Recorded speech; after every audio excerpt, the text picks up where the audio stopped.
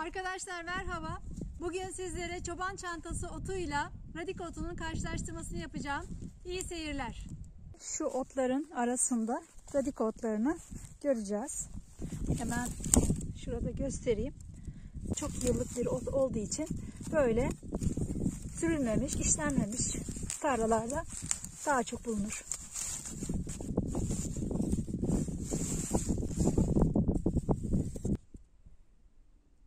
İnanın şu radik otlarını gördükçe toplamadan duramıyorum.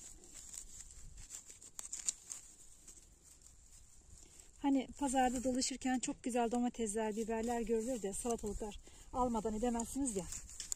Benim için de aynı şey.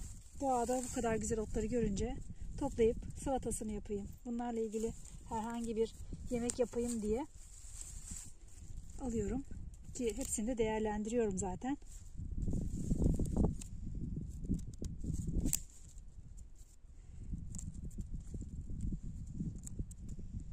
Bendeki bu ot sevgisi olduğu sürece otları çekip size paylaşırım.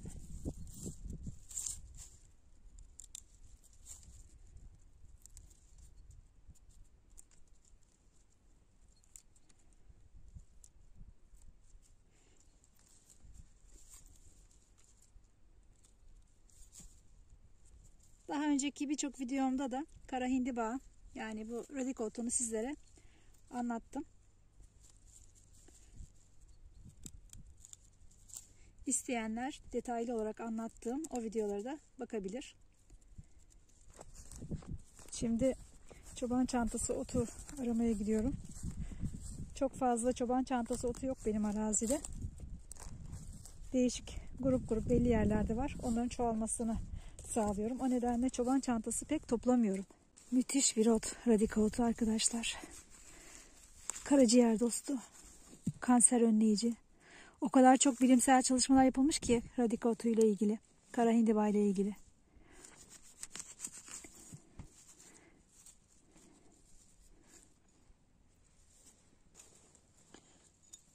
Ben de adını çok beğeniyorum, radika ismini. Daha yaygın söylenişle kara hindibaya. Ama radika o kadar hoş bir isim geliyor ki bana. Bilmiyorum, sizler aynı düşüncede misiniz?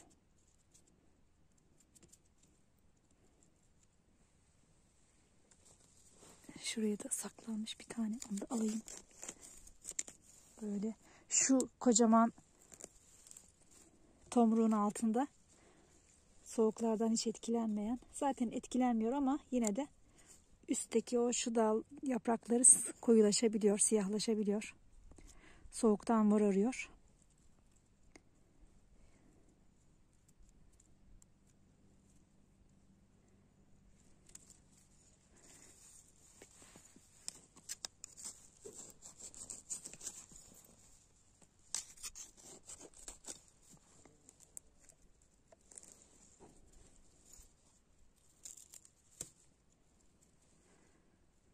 Tazecik. Su gibi.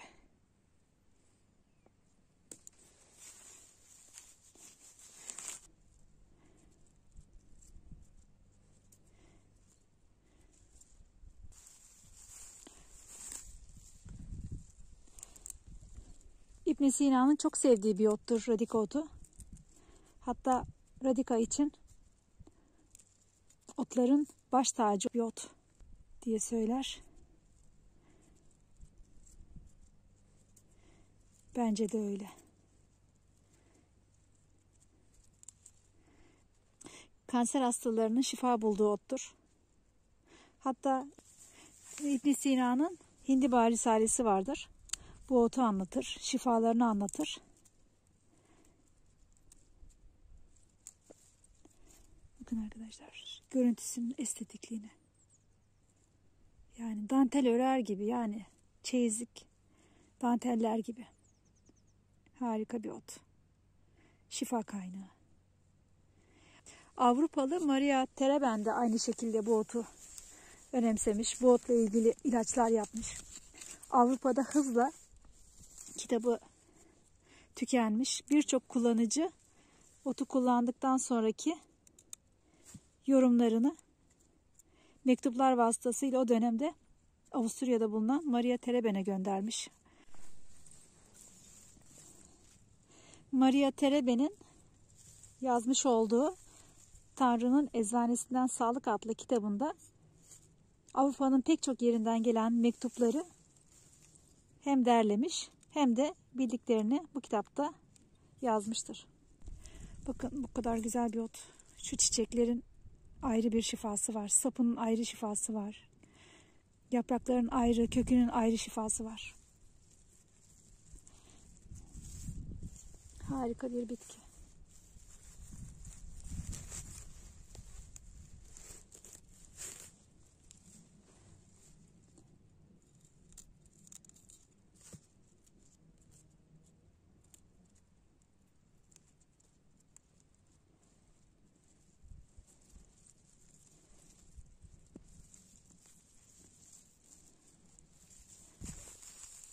Bakın çok güzel çiçekleri yine burada var radikanın.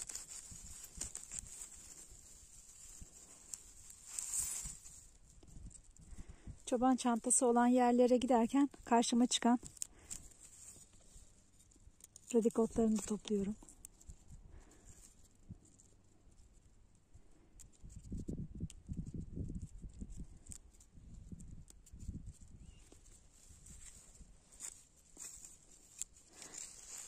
Bugün özellikle çok fazla radika çiçekleri gördüm.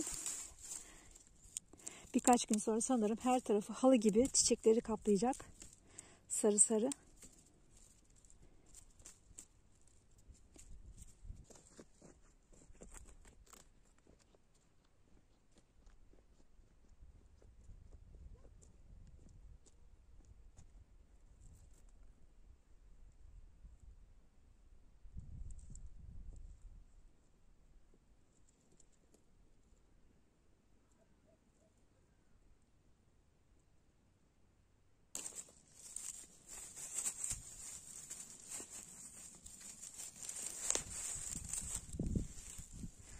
Mükemmel. Mükemmel bir ot. Yine burada da gördüğüm başka bir ot var arkadaşlar. Harika. Yemlik otu. Büyümeye başlamışlar. Yine favori otlarımdan biri zaten o. Radika da öyle.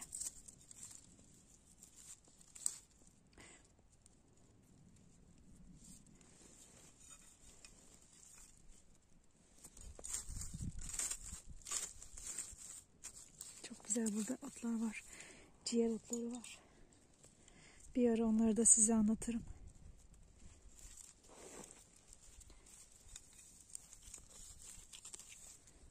Bakın arkadaşlar. Aynı ciğere benziyor zaten.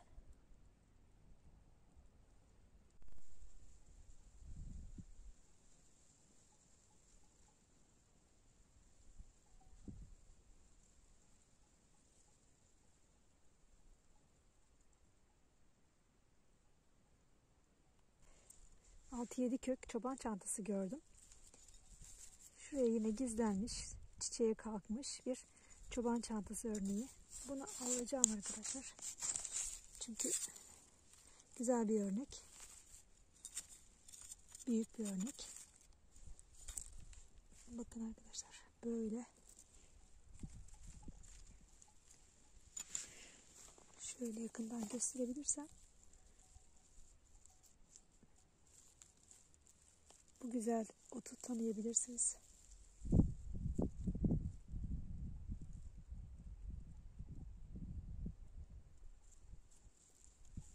Çok büyük bir örnek. Artık kartlaşmaya başlamış. Dediğim gibi çiçek sapını çıkarmış. Çiçek sapı sağa sola hiç dönmeden direkt yukarıya doğru uzar.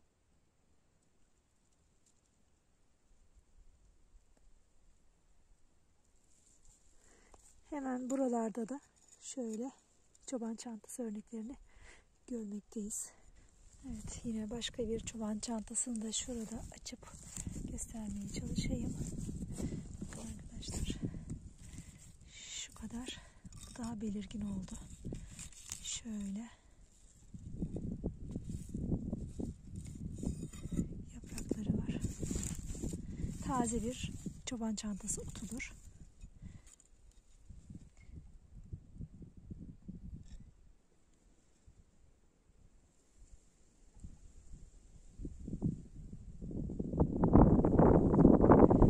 Şöyle otların arasında da eğer otu tanırsanız çok rahat görebilirsiniz. Tekrar göstereyim. Bakın ot yumağı var burada. Çeşitli otların içinde. Çoban çantasını da böyle gördüğünüz zaman ayırt edebilirsiniz. Çiçek açmadan önceki hali de budur. Taze çoban çantası otu. Hemen yan tarafta bir tane daha çoban çantası otunu görüyoruz.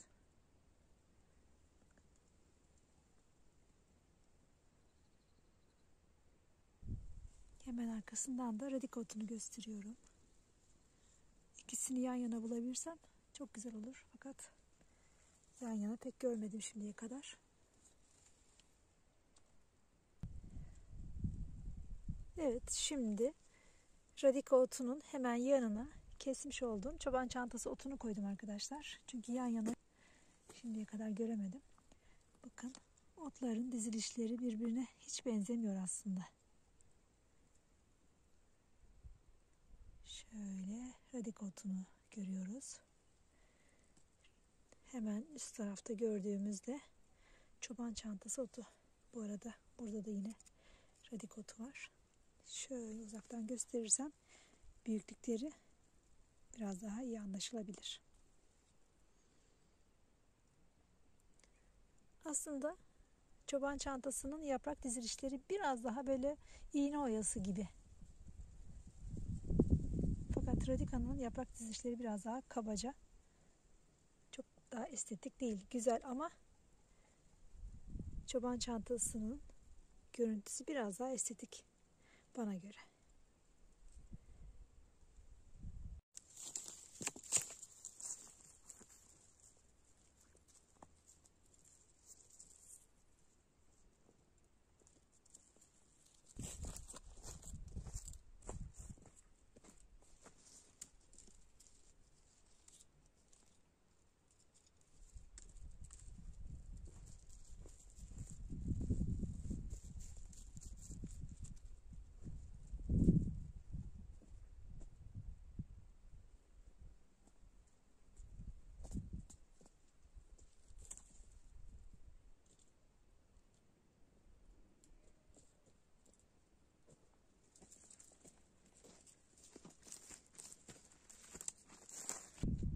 Arkadaşlar, radika otu ve çoban çantası otlarını topladım.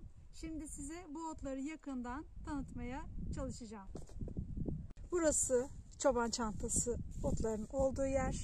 Burası da radika otlarının olduğu yer.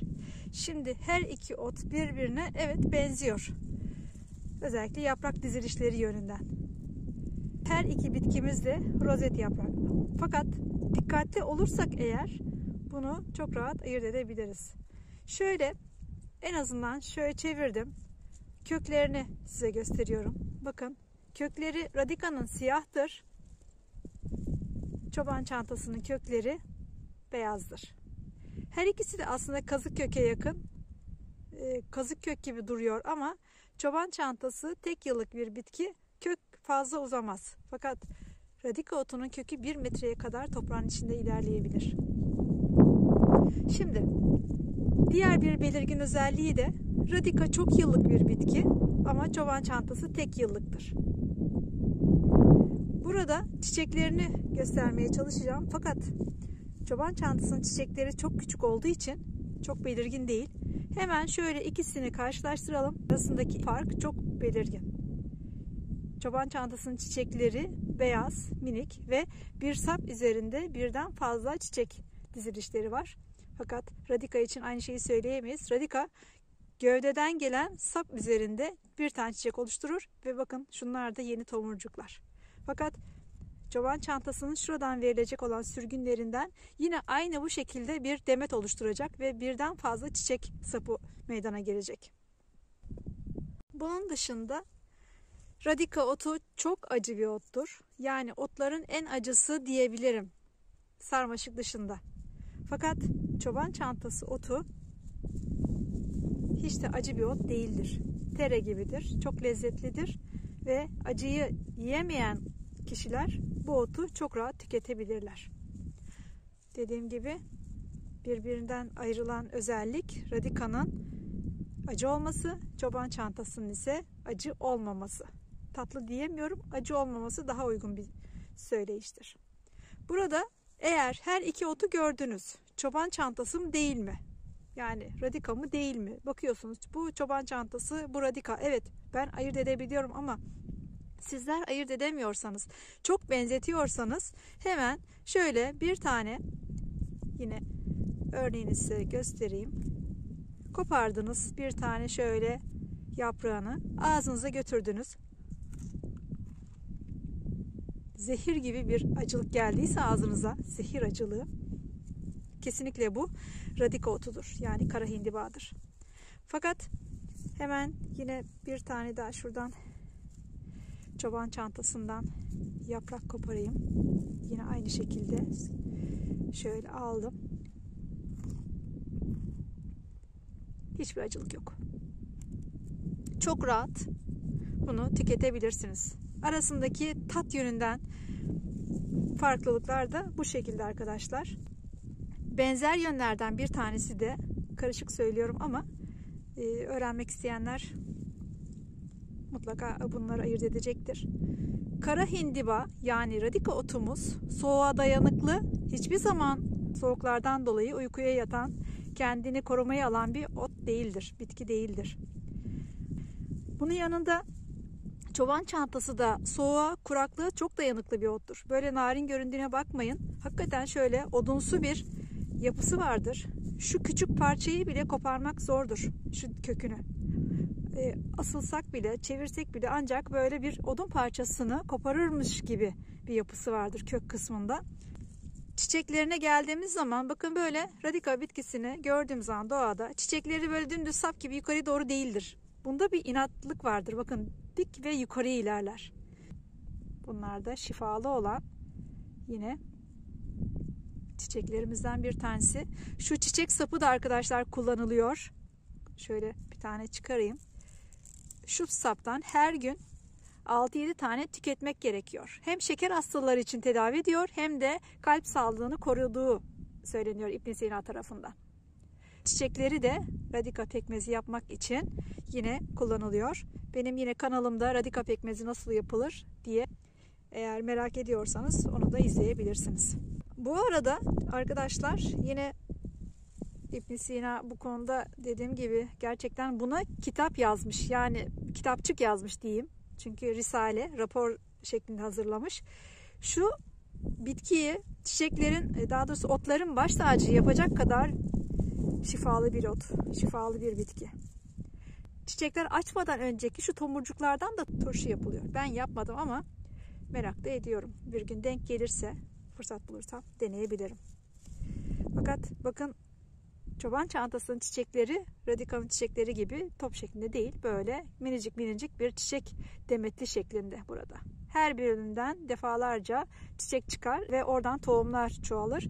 Bir çoban çantası yılda 6-7 defa tohum verebiliyor arkadaşlar. Yani yenilen yabani otların veya birçok otun üremesinin aslında asıl sebebi hem dayanıklı olması, sürekli tohum verip çoğalması. Düşünün, şimdi bu gördüğümüz çoban çantası çiçekleri olacak, dökülecek bundan tohumlar. Tekrar oradan tohumdan yeni bir çoban çantası çıkacak. O çıkan çoban çantası tekrar tohum dökecek. Tekrar derken 6-7 defa bu döngü devam ediyor bir yıl içinde. Zaten soğuğa dayanıklı, kuraklığa dayanıklı bir ot demiştim. Böyle güzel bir otumuzdur. Hatta çoban çantası otu için Japonlar uzun ömrün sırrı adını vermişler bu ota. Yani siz artık ne anlıyorsanız bu isimden. Uzun ömrün sırrı bu otta. Ben öyle anlıyorum. Evet, çok değerli bitkilerimiz, çok kıymetliler. Bunları özellikle hunharca toplamak yerine ihtiyacımız kadar toplamamız gerekiyor. Benim bulunduğum arazi çok geniş olduğu için, zaten arazinin birçok bölümünde tarım yaptığım için hep oralardan genelde topluyorum. Yayılmaması mümkün değil. Zaten şu bile benim arazide yayılacak kadar tohum üretir. Defalarca tohum verecek. Çünkü sonbaharda yağmurlarla birlikte radika hemen gövdesini yerden çıkardığını görüyorum. Çok kısa bir sürede sarı sarı çiçekler ama biraz daha küçük saplı şöyle hemen çiçek açıyor. Arkasından hemen tohum ve uçuruyor tohumlarını. Bu şekilde kış geliyor. Tabii ki o kışın seyri çok önemli. Çok soğuklarda biraz kendini kapatıyor ama yıl boyunca dinlenmeyen, uykuya yatmayan, çok çalışkan olan bir otumuz üremeye bu kadar gayret ediyor. Radika otu böyle arkadaşlar. Çok şifalı, çok güzel. Bakın şu çoban çantası küçücük ama bir an önce tohuma yatıp neslini devam ettirmek için ne yapmış? Çiçek açmış. Evet arkadaşlar, böyle bakın tazecik. Bunları tere gibi kahvaltılarda, yemeklerin yanında, salataların içinde kullanabilirsiniz. Yemeğini yapabilirsiniz, böreğini, ben ne diyorum, bütün otları istediğiniz şekilde değerlendirebilirsiniz. Bununla ilgili aslında bir sınırlama, bir kural yoktur. Otları seviyorsanız aklınıza şu geldi, o yöntemi kullanabilirsiniz, deneyebilirsiniz. Doğanın nimetlerinden yararlanıp doğaya zarar vermeden otları kullanabiliriz. Oradan şifa bulabiliriz arkadaşlar.